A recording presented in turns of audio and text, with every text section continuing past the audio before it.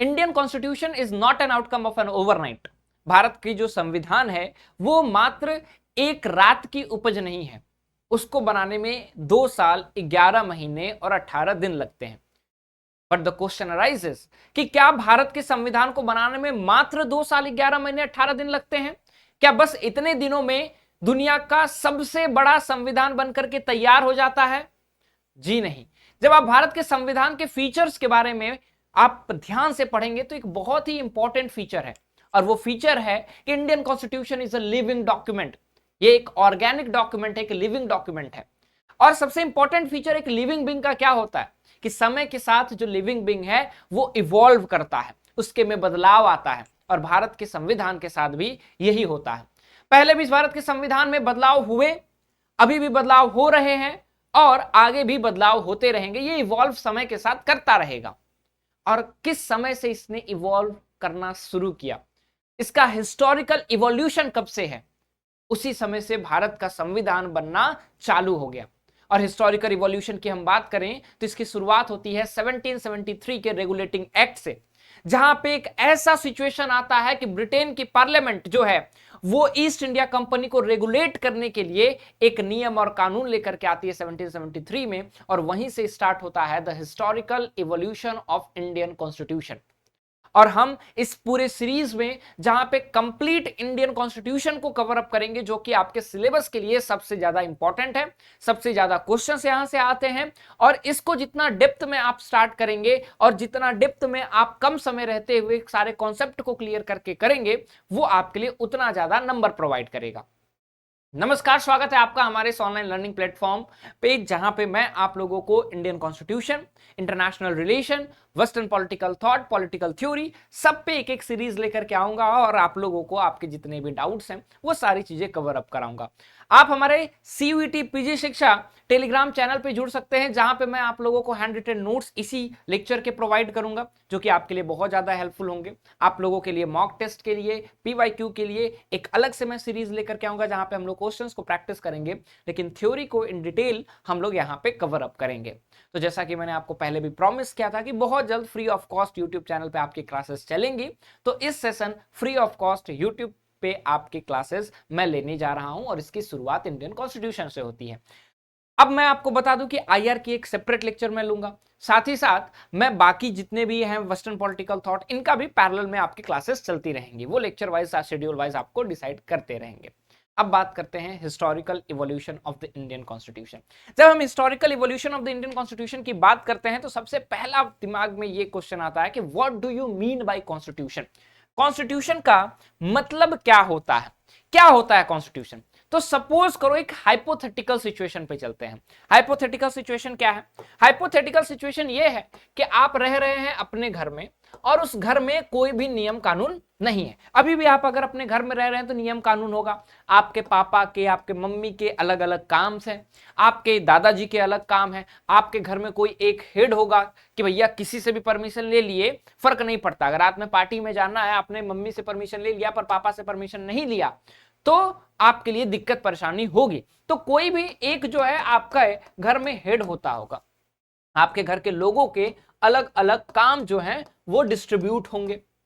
ये क्या है? ये एक नियम है। ये क्या है? ये भी एक तरह का संविधान है, जहां पे आपके घर के कॉन्स्टिट्यूशन के हिसाब से एक व्यक्ति आपका हेड है, दूसरा व्यक्ति जो है आपका, सबका काम भी अलग अलग है, और सब लोग अपना काम समय पे करते रहते हैं। एक हाइपोथेटिकल सिचुएशन, मान लो कोई घर का हेड ही नहीं है, कोई अपना काम कर ही नहीं रहा है, कोई नियम कानून है ही नहीं, खाना कोई नहीं बना रहा, कैसे खाना खाओगे? नौकरी पे कोई नहीं जा रहा है, कैसे नौकरी होगा? ना मम्मी जा रही, ना पापा जा रहे हैं, स्कूल नहीं जा रहे हो, तो आपके सेपरेशंस जो हैं वो अगर डिफाइंड नहीं रहेंगे, आपका वर्क डिफाइंड नहीं रहेगा, आपकी ड्यूटी डिफाइंड नहीं रहेगी, तो बहुत ज्यादा एक एनार्की वाला सिचुएशंस आपको नजर आएगा। और जैसा कि आपको पता है कि बहुत सारे जब घर मिलते हैं तो एक सोसाइटी बनती है, उस सोसाइटी को अगर हम बड़ा करें तो एक देश बनता है। तो ठीक उसी तरह जब कोई एक देश होता है तो उस देश को चलाने के लिए कि वो देश कैसे चलेगा, मान लो इस देश में कोई सरकार ही नहीं रहे, ठीक है, मान लो इस देश में पुलिस ही नहीं रहे, जुडिशरी नहीं रहे, या कोई भी नहीं रहे, तो क्या होगा? At that point of time आपके देश में एनार्की आएगी। अगर आपका किसी से दुश्मनी हुआ, चलो भैया मेरा उससे दुश्मनी है, सीधे कत्लेआम। आपका इनसे दुश्मनी है, उसका आपसे दुश्मनी है, तो आपका सीधे कत्लेआम।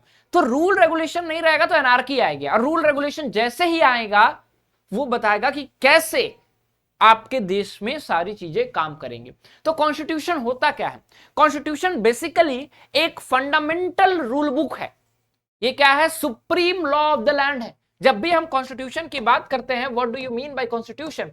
So always remember that constitution is nothing, constitution is nothing, just the supreme law of the land। कि आपके देश का सबसे जो सुप्रीम लॉ है वो कॉन्स्टिट्यूशन ही है। इसके नीचे आपके सारे लॉ आ जाते हैं, चाहे वो बीएनएस हो या फिर कोई भी हो। पहले आईपीसी सीआरपीसी था ना, अब वो बदल करके भारतीय न्याय जो हो चुका है उसकी मैं बात कर रहा हूं। ये हो या फिर बाई लॉज हो, ठीक है, या फिर जो बाई लॉज हैं वो हो, या फिर कोई अदर लॉज भी हो, ठीक है, चाहे वो कस्टमरी लॉज हो, कोई भी लॉज हो, अनरिटन लॉज हो। ये जितने भी लॉ हैं, ये जो supreme law of the land है, जो आपका कॉन्स्टिट्यूशन है, वो क्या है? उसके नीचे ही रहेगा। जैसे भारत के, आपको मान लो पुलिस क्या की, पुलिस आपको गिरफ्तार करके लेके चली गई। अब पुलिस ने आपको गिरफ्तार कर लिया, कोई आपको बताया नहीं कि क्यों गिरफ्तार किया है, क्यों नहीं किया, आपकी कोई गलती नहीं, फिर भी गिरफ्तार कर लिया। अब पुलिस ने अगर गिरफ्तार कर लिया है, आपकी कोई गलती नहीं है, तो हमारा संविधान कहता है प्रिवेंटिव डिटेंशन में कि आप कब गिरफ्तार कर सकते हैं, अगर गिरफ्तार कर रहे हैं तो उसका हक क्या है, ये सारी चीजें बताई जाती हैं। So when we talk about constitution, so constitution is nothing but just a supreme law of the land and it is the fundamental law. ये क्या है? ये एक फंडामेंटल लॉ है। फंडामेंटल की जब हम बात करते हैं तो इसका मतलब ये सबसे बेसिक लॉ है, इसी के आधार पे जितने भी कानून चलेंगे वो चलेंगे। तो इस संविधान का, इस कॉन्स्टिट्यूशन का इवोल्यूशन कैसे होता है वो हम लोग यहां पे देखने वाले हैं कि how the constitution of India evolve during a period of 200 years, कि 2 साल की जो अवधि रही उसमें ये कैसे इवॉल्व होता है, और वो हम लोग यहां पे देखेंगे। और जब हम कॉन्स्टिट्यूशन की बात करते हैं तो constitution may be a written constitution, may not be a written constitution. वो जरूरी नहीं है कि रिटन होना चाहिए, नहीं भी रिटन हो सकता है। अब ब्रिटेन के कॉन्स्टिट्यूशन की बात करें तो क्या वो अनरिटन है? जी नहीं, पूरी तरह से अनरिटन नहीं है। वो अनरिटन इसलिए कहते हैं क्योंकि वहां पे एक कॉन्स्टिट्यूएंट असेंबली नहीं बनी, क्योंकि वहां पे जब कॉन्स्टिट्यूएंट असेंबली नहीं बनी, संविधान सभा नहीं बनी और उसने लिखा नहीं, इसका मतलब ये नहीं कि वहां पे संविधान नहीं है। कस्टमरी उनके कॉन्स्टिट्यूशन है, कस्टमरी राइट्स हैं, उस हिसाब से वो चलते हैं। तो ऐसा नहीं कि वहां पे संविधान नहीं है। क्या भारत में सारे संविधान रिटन है? जी नहीं, ऐसा नहीं है। तो सारे लॉज जो है वो क्या रिटन है? ऐसा नहीं है। तो ये सारी चीजें आपको देखना पड़ेगा, वो जब मैं फीचर्स बताऊंगा तो उसमें हम लोग आएंगे। सो बेसिकली कॉन्स्टिट्यूशन क्या है? Constitution is nothing just a supreme law और the fundamental law of the land, जो कि आपके देश के डिफरेंट ऑर्गन्स के नियम कानून डिसाइड करता है। So what does a constitution do? Constitution basically, constitution की बात करें तो constitution is nothing but the supreme law of the land.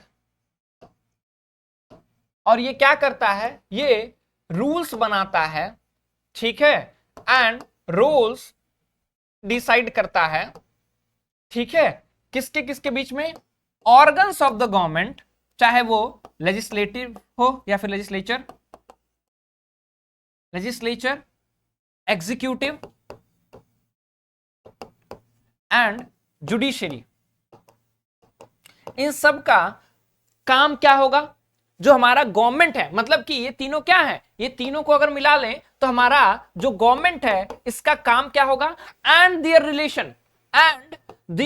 Relation with the people of India.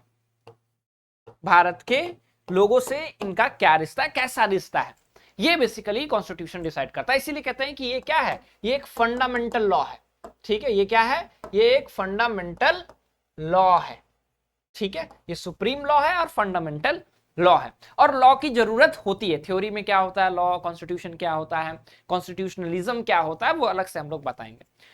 अब बात करते हैं historical evolution of the Indian constitution. जब हम इंडियन कॉन्स्टिट्यूशन के हिस्टोरिकल इवोल्यूशन पे आएंगे तो आपको चलना पड़ेगा थोड़ा सा यूरोप के इतिहास के पास। जी हां, आपको चलना पड़ेगा हिस्ट्री ऑफ यूरोप के पास।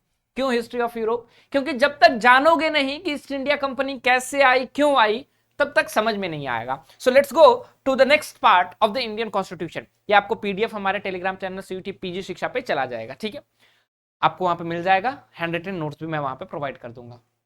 अब ये देखो दो एम्पायर है, ठीक है, यहां पे आप देख रहे हैं जो इस साइड है ये है आपका ईस्टर्न रोमन एम्पायर, ठीक है, ईस्टर्न रोमन एम्पायर, और ये क्या है, ये वेस्ट में है, तो ये वेस्टर्न रोमन एम्पायर है। जब रोमन एम्पायर बहुत बड़ा हो गया ना तो ये दो भागों में अपने आप को बांट लेता है, एक ईस्टर्न रोमन एम्पायर और एक वेस्टर्न रोमन एम्पायर। आज जो आप सेकेंड वर्ल्ड कहते थे ना, समझो वही सारे क्या हैं, ईस्टर्न रोमन एम्पायर में थे। और जो रोमन एम्पायर जब तक था उसका जो मेन कहते हैं सेंटर था, जहां से ज्ञान निकलता था, विजडम निकलता था, वो ग्रीस था। इसीलिए आप देखेंगे कि जब भी आप पढ़ते हैं वेस्टर्न पॉलिटिकल थॉट तो आप ग्रीक के बारे में पढ़ते हैं, एथेंस के बारे में पढ़ते हैं, स्पार्टा के बारे में पढ़ते हैं, ठीक है। तो ये ग्रीस जो है वहां का सेंटर था। लेकिन आप देखेंगे तो मिड 15 सेंचुरी में क्या हुआ, 15 सेंचुरी के समय या फिर यूं कहें मिड 15 सेंचुरी में ये जो वेस्टर्न आप ईस्टर्न आपका रोमन एम्पायर है, इसको कैप्चर कौन करता है, इसको कैप्चर करता है ऑटोमन टर्क्स। ये देखो जैसे ये पोर्शन, ये क्या है, ये आपका ईस्टर्न रोमन एम्पायर है, ये रेड लाइन के इस तरफ, ये नॉर्थ हो गया, ये साउथ हो गया, ये ईस्ट हो गया, ये वेस्ट हो गया, ये ईस्ट हो गया, ठीक है। अब ये जो पूरा पोर्शन है ईस्ट की तरफ, ये इसको मैं थोड़ा अलग कलर से कर देता हूं तो आपको ज्यादा बेटर लगेगा, ठीक है, और थोड़ा जूम भी कर देता हूं, ठीक है। चलो देखो ब्लैक, ठीक, ये जो पोर्शन देख रहे हो, ठीक है। अब यहां पे क्या है, ये इटली है और ये ग्रीस है। तो यहां पे जो ईस्ट वाला पोर्शन है, ये जो ईस्ट वाला पोर्शन है, ये ईस्ट वाला पोर्शन क्या है, यहां पे जो टर्की है, ये देखो टर्की है, इस टर्की ने क्या किया, इस पूरे ईस्ट वाले पोर्शन को कैप्चर कर लिया। बैजेंटीन एम्पायर जो था, जो ईस्टर्न रोमन एम्पायर था, इसको कैप्चर कर लिया। और यहां पे एक छोटा सा जगह है, यहां पे क्या है, ये पे इस पोर्शन में यहां पे एक देखो छोटा सा जगह है, ये पॉइंट जो मैं बना रहा हूं, इस जगह का नाम है कॉन्स्टेंटिनोपोल,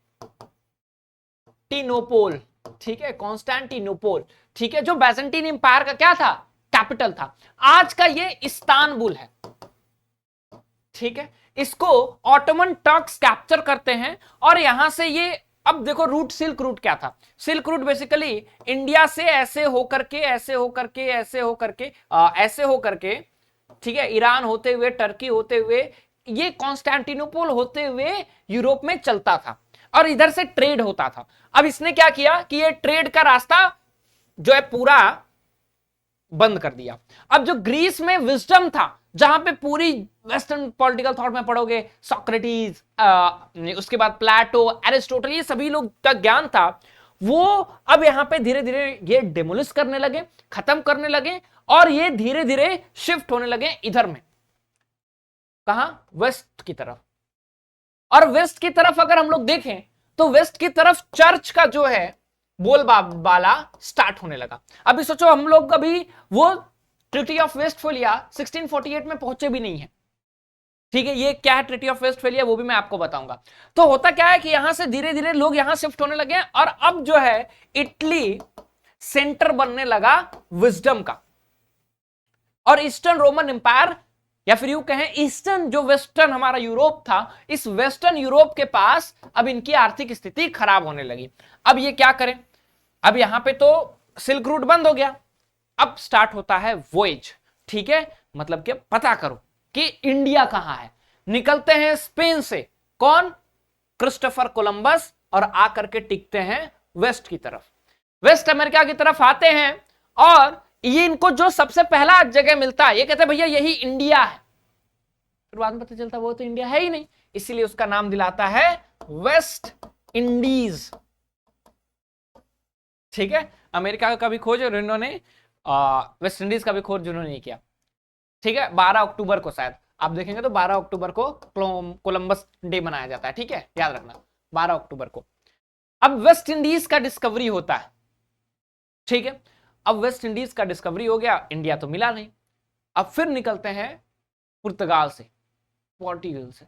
ठीक है, कौन निकलता है, यहां से निकलते हैं भाई साहब हमारे वास्को डिगामा, और इधर होते होते होते होते आते हैं यहां पे सूरत में। और 1498 में क्या होता है, वेस्ट इंडीज कब बनता है, 1492 में। ठीक है, 12 अक्टूबर 1492 में। ठीक है, 12 अक्टूबर 1492 में वेस्ट इंडीज बन गया, और उसके बाद 1498 में हमें इंडिया मिलता है। डायरेक्ट कनेक्शन है इसका, अभी मैं आपको बताता हूं हिस्ट्री से। ठीक है, तो ये सबसे पहले 1498 में वास्को डिगामा आते हैं। ठीक है, अब हुआ क्या देखो, 1498, ठीक है 1498, ठीक है, वोएज में वास्को डिगामा, ठीक है, वास्को डिगामा आते हैं भारत में। और भारत में एक जो कहते हैं कि नदी के थ्रू या फिर समुद्र के थ्रू जो आपको रूट मिला है, वो एक बहुत ही अलग रूट मिल गया है। अब यहां से ये क्या करते हैं, यहां से ये तैयारी अपनी स्टार्ट करते हैं कि भैया बाकी पुर्तगाल से आ गए, स्पेन, फ्रांस, ये लोग भी धीरे धीरे अपना आ रहे हैं। अब देखो 1492 एक कैसा समय है भारत में। ठीक है, भारत में, ठीक है, भारत में 1492 एक कैसा समय है, मुगल एम्पायर। ठीक है, अब ये सारी चीजें उसका पीरियड चल रहा है। आपको पता है कि 1600 आते आते मुगल एम्पायर एकदम पीक पे। ठीक है, अब इसके बाद क्या होता है, 1600 में, याद रखना ये डेट, 1600 में क्वीन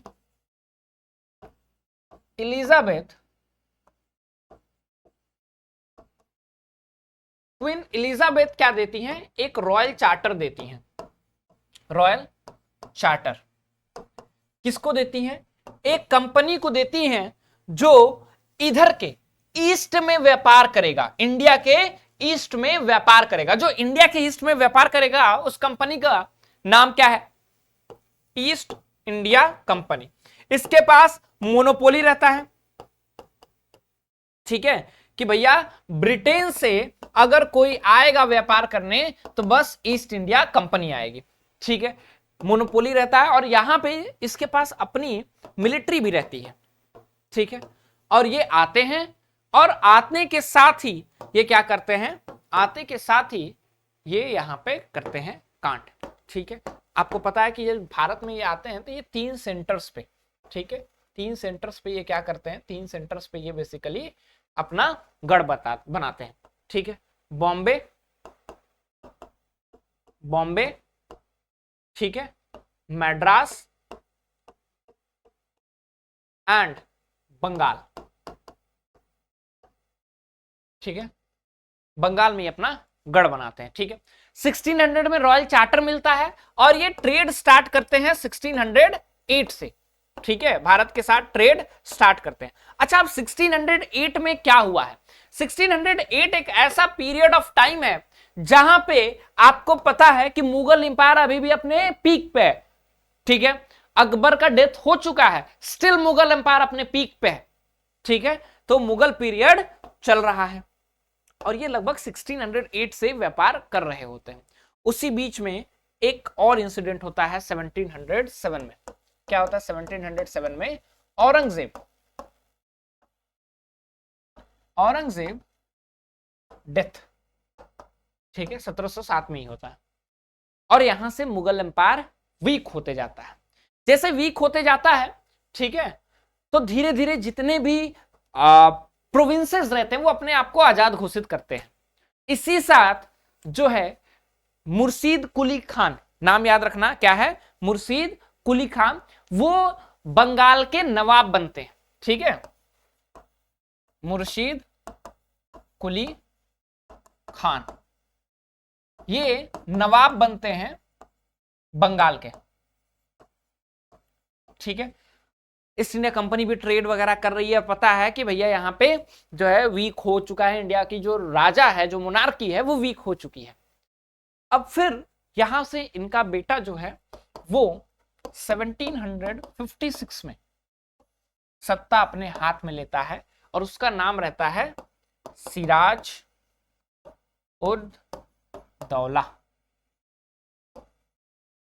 सिराज उद दौला नाम तो सुना ही होगा। 56 में ये बनते हैं नवाब ऑफ बंगाल और करते हैं दो कांड। क्या कांड? पहला कांड ये क्या करते हैं, पहला कांड जो भाई साहब कांड करते हैं वो तो मजा ही आ जाता है। ठीक है, क्या करते हैं ऐसा? सबसे पहले ये फोर्ट विलियम जो है, जो कि ईस्ट इंडिया कंपनी का रहता है, ठीक है, ईस्ट इंडिया कंपनी का रहता है, उसको ये कैप्चर कर लेते हैं। और जैसे ही ईस्ट इंडिया कंपनी के फोर्ट विलियम को ये कैप्चर करते हैं तो उसके बाद क्या होता है, उनकी हालत खराब। और एक और चीज, ये जो इनकी नीति रहती है वो प्रो फ्रेंच रहती है। ठीक है, प्रो फ्रांस कह सकते हो तुम लोग, कि फ्रांस के प्रति रहती है और ईस्ट इंडिया कंपनी के खिलाफ रहती है, उनके ट्रेडिंग पार्टनर्स के साथ इनकी सही रहती है। और फिर आता है ब्लैक होल ट्रेजेडी या फिर ब्लैक होल ऑफ कलकत्ता। क्या है ये ब्लैक होल ऑफ कलकत्ता? ठीक है, ब्लैक होल ऑफ कलकत्ता। ठीक है, ब्लैक होल ऑफ कलकत्ता। यहां पे होता क्या है, बेसिकली जब फोर्ट विलियम ये कैप्चर करते हैं तो इसके साथ साथ 146 जो अंग्रेज है उनको भी कैप्चर कर लेते हैं और उस 146 अंग्रेज को ये डाल देते हैं एक रूम में। चलो भाई रूम में जाओ, तो अच्छी बात है, डाल दिए रूम में, डाल दिए। जेल में भी तो लोग डालते हैं। अगली सुबह होती है तो उस 146 में से लगभग 123 मर गए रहते हैं। और जैसे 123 मर जाते हैं उसमें से एक जाता है, जो एक बहुत लोग बचे रहते हैं उसमें से एक जो है, नाम मुझे अभी याद नहीं आ रहा, वो जाता है और बताता है कि भैया उनके साथ उस रूम में हुआ क्या। एक रूम लोग दम घुट करके मर गए, ऑक्सीजन रहा ही नहीं। ये सिराजुद्दौला करते हैं, इसको ब्लैक होल ऑफ कलकत्ता या फिर ब्लैक होल ट्रेजेडी कहा जाता है। अब दिक्कत परेशानी बढ़ने लगी है सिराजुद्दौला के लिए भी। अब जब ये इंसिडेंट हो जाता है तो ईस्ट इंडिया कंपनी क्या करती है, ईस्ट इंडिया कंपनी बेसिकली अब अपने रूप में आती है, उसके पास अपनी मिलिट्री भी थी, आपको पता है। ठीक है, अब ये क्या करती है, ये बंगाल में ये इंसिडेंट होता है और फिर आते हैं, ये इंसिडेंट होता कब है, 1956 में। ठीक है, सॉरी 1756 में होता है। और फिर आते हैं मद्रास से बंगाल रॉबर्ट क्लाइव, और होता है 1757 में बैटल ऑफ बक्सर। अब बैटल ऑफ बक्सर कैसे होता है, बैटल ऑफ पलासी। ठीक है, बक्सर नहीं, पलासी। ठीक है, बैटल ऑफ पलासी। ठीक है, अब क्या हुआ बैटल ऑफ प्लासी। अब प्लासी का जो बैटल होता है, ठीक है, ये नहीं होगा यहां पे। ठीक है, प्लासी का जो बैटल होता है ये प्लासी में होता है, Sirajuddaula versus East India company. सोचो इनकी मिलिट्री है। ठीक है, तो किससे बीच हुआ ये लड़ाई? ये लड़ाई हो रही है सिराजुद्दौला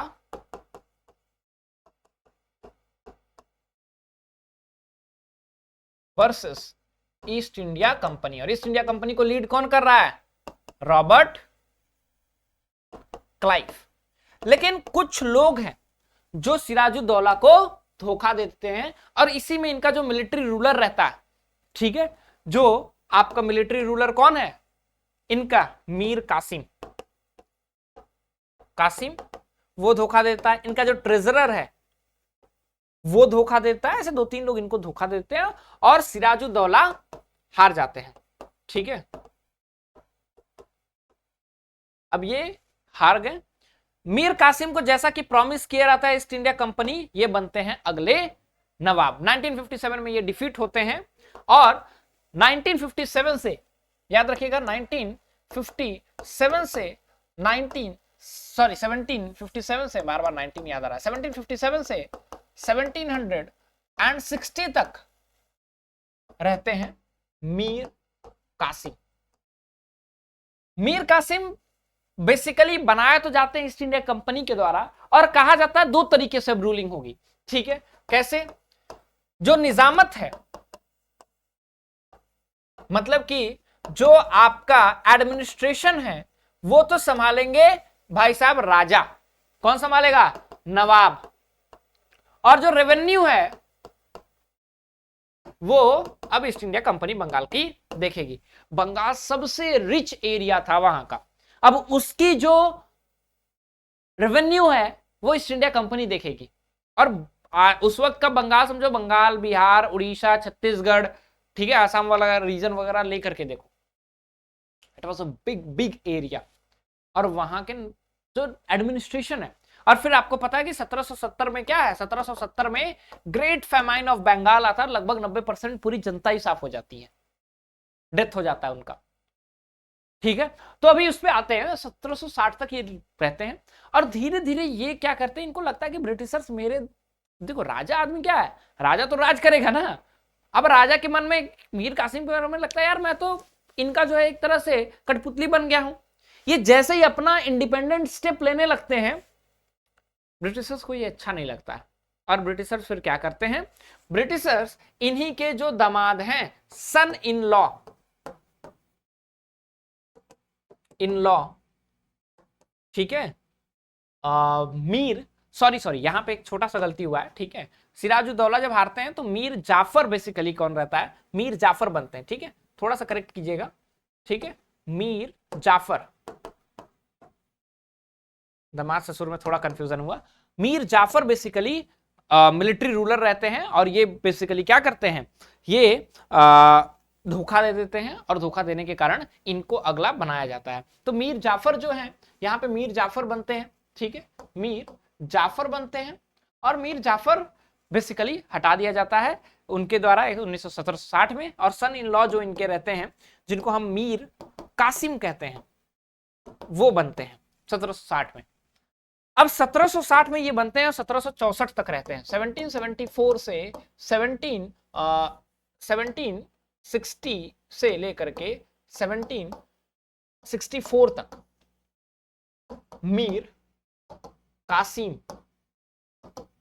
ठीक है, ये नवाब बनते हैं, नवाब ऑफ बंगाल, ठीक है। अब जब ये नवाब ऑफ बंगाल बनते हैं तो ये ईस्ट इंडिया कंपनी के ऊपर, या फिर यूं कहें ईस्ट इंडिया कंपनी जो है उसके साथ और भी बुरा व्यवहार करते हैं।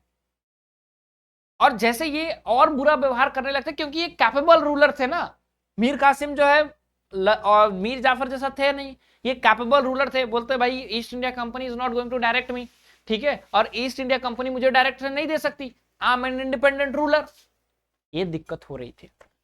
इसी बीच में दो जगह और कुछ हो रहा था, क्या, जो भारत के मुगल डायनेस्टी है वहां के जो रूलर हैं, ठीक है, उनको लग रहा था मैं तो यार नाम मात्रा का रूलर हूं, ठीक है, नाम क्या है, शाह आलम टू, इनको लगता है मैं नाम मात्रा का रूलर हूं। वहीं मराठा को थर्ड बैटल ऑफ पानीपत में अवध के नवाब के साथ मिलकर के सुजाउद्दौला, पहला ये इंसान, दूसरा इंसान सुजा उद दौला,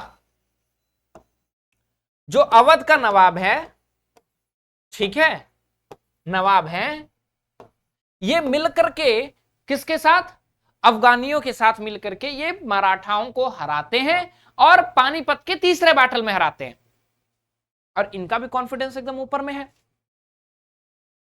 और उसके बाद क्या होता है, 1964 में मीर कासिम, क्योंकि इसकी ईस्ट इंडिया कंपनी से नहीं बन रही होती, 1964 में इसकी 1764 में इसकी छोटी मोटी लड़ाई होती है ईस्ट इंडिया कंपनी से, और फिर इस कॉन्फ्लिक्ट के कारण ये हार जाते हैं, मीर कासिम वहां से निकलते हैं, भागते हैं, और फिर तीनों इकट्ठे होते हैं, तीन भाई तीनों तबाही, ठीक है। फिर होता है 1764 में, ठीक है, शाह आलम टू, ठीक, पहला भारत के नवाब या फिर भारत के रूलर कह सकते हैं, ठीक है, उसके बाद सुजा उद्दौला एंड देन आते हैं मीर कासिम। ये तीनों मिलते हैं और फिर लड़ते हैं किसके खिलाफ? ईस्ट इंडिया कंपनी के खिलाफ। और इस बार East India Company Robert Clive से भी खतरनाक आदमी हेक्टर मुनरो को लेकर के आती है। और फिर जब हेक्टर मुनरो को लेकर के आती है तो हेक्टर मुनरो लड़ते हैं। और ये लड़ाई कहां पे होती है? ये लड़ाई होती है बक्सर में। कहां होती है लड़ाई? बक्सर में लड़ाई होती है और इसको कहते हैं बैटल ऑफ बक्सर। और इसी बैटल ऑफ बक्सर से स्टार्ट होता है the rise of East India company और Britain in India. The rise of Britain administration in India, the rise of British administration in India. क्यों? 1764 में यह लड़ाई होती है और ये लड़ाई हार जाते हैं। और 1765 में रॉबर्ट क्लाइव जो कि गवर्नर रहते हैं बंगाल के, ठीक है, उनके बीच और शाह आलम टू, ठीक है, शाह आलम टू जो कि भारत के राजा रहते हैं, मुगल एम्परर, होता है इलाहाबाद की ट्रिटी 1765 में। 1765 ट्रिटी ऑफ इलाहाबाद, इलाहाबाद की निर्णायक संधि, जिसके तहत होती किसके किसके बीच में है? रॉबर्ट क्लाइव, ठीक है, अब ये गवर्नर बन गए हैं, ठीक है, और मिलिट्री रूलर कौन है अभी? मुनरो, हेक्टर मुनरो, ठीक है, एंड शाह आलम टू के बीच में लड़ाई होती है, सॉरी ये समझौता होता है। और इसमें कहा जाता है कि बंगाल, बिहार एंड अवध तीनों का जो एडमिनिस्ट्रेशन है, जिसको हम निजामत कह रहे हैं, वो कौन करेगा? वो करेगा रूलर, नवाब। और जो रेवेन्यू कलेक्शन है, जो राजस्व है, वो कौन करेगा? East India company. पैसा रुपए हम कलेक्ट करेंगे, तुम्हें जो तुम्हारा हिस्सा वो दे देंगे, लेकिन एडमिनिस्ट्रेशन तुम करोगे। एडमिनिस्ट्रेशन करने के लिए पैसा चाहिए होता है, और जब पैसा ही नहीं करोगे तो खा के एडमिनिस्ट्रेशन करोगे? होता ही नहीं है। और फिर आता है 1770 का क्राइसिस, 1770 का आता है बंगाल क्राइसिस। लाखों लोग, या फिर यूं कहें 90% जो बंगाल की जनता है, जनसंख्या है, एक्सपायर कर जाती है 1770 के क्राइसिस में, फैमीन में। ये जो फैमीन है, बंगाल क्राइसिस, पूरी जनता ही ऑलमोस्ट साफ हो जाती है, 70% से ज्यादा। और ये बात सारे ब्रिटेन की पार्लियामेंट देख रही है, ब्रिटेन की पार्लियामेंट देख रही है और वो समझ रही है कि आज एक छोटी सी जो कंपनी है ईस्ट इंडिया कंपनी, इसके पास हमारे से ज्यादा रूल करने के लिए क्या है? एक पूरी टेरिटरी है। और ये जो पूरी टेरिटरी है जो हमसे ज्यादा रूल करने के लिए है, और पूरी इंडिया को अगर ये कैप्चर कर लेता है तो ब्रिटेन से बड़ा तो इसके पास इंडिया है। और यहां पे ये रिकॉग्नाइज करती है इसके मिलिट्री, एडमिनिस्ट्रेटिव और रेवेन्यू मामलों को। कहती है भैया it's just not about trading, it's about administration.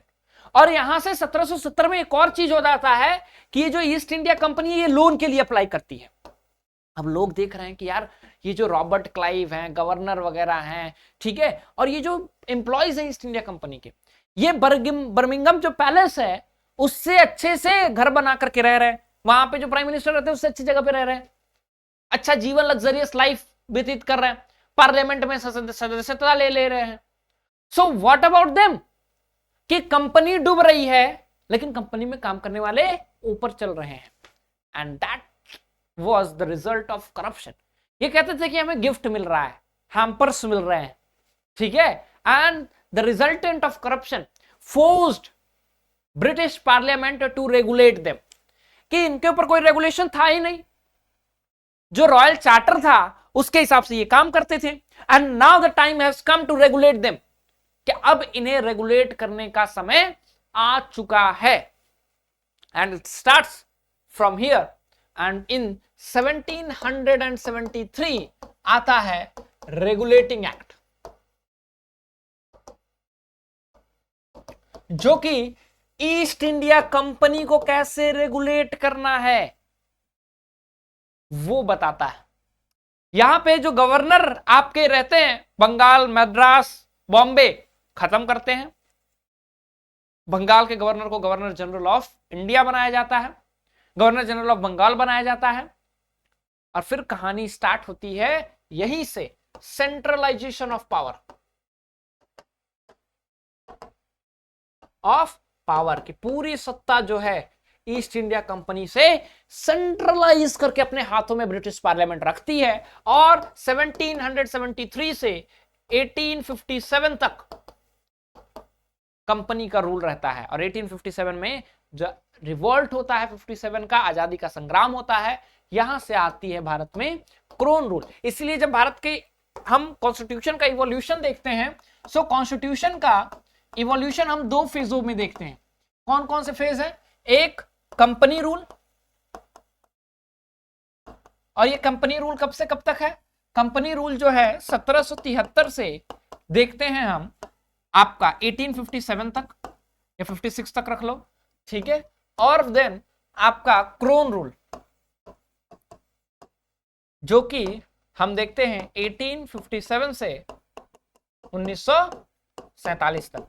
तो लगभग 200 साल के रूल को हम देखते हैं और रेगुलेट यहां से स्टार्ट होता है। अगर मैं आपको एक जस्ट टाइमलाइन बताऊं, समरी, क्विक समरी इसकी दूं, तो आपको पता है कि 1492 में, ठीक है, वेस्ट इंडीज या फिर यूं कहें अमेरिका का वॉयज होता है, डिस्कवरी होती है, ठीक है, इसकी डिस्कवरी होती है, ठीक। देन 1498 में वास्को ड गामा इंडिया की डिस्कवरी करते हैं, ठीक है। 1600 में रॉयल चार्टर बनता है। उसके बाद 1608 में क्या होता है? 1608 में बेसिकली अगर हम देखें तो रॉयल चार्टर के बाद ट्रेड करने आती है ईस्ट इंडिया कंपनी, ठीक है। 1707 में औरंगजेब डेथ होता है और वीक होती है मुगल एम्पायर। 1756 में सिराजुद्दौला